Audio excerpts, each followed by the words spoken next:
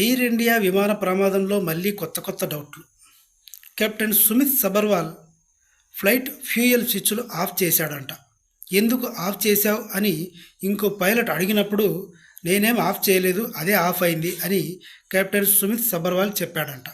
ఇది కాక్పిట్ వాయిస్లో రికార్డ్ అయ్యిందంట. అది ఆటోమేటిక్గా ఆన్ ఆఫ్ కావు, మాన్యువల్గానే ఆన్ ఆఫ్ స్విచ్లు ఉంటాయి అని చెబుతున్నారు. ఒకవేళ ఆన్ ఆఫ్ మాన్యువల్గా అయితే కెప్టెన్ సుమిత్ సబర్వాల్ ఆఫ్ చేసినప్పుడు ఇంకో పైలట్ ఉన్నాడు కదా, ఆయన మళ్ళీ ఆన్ చేసుకోవచ్చు కదా.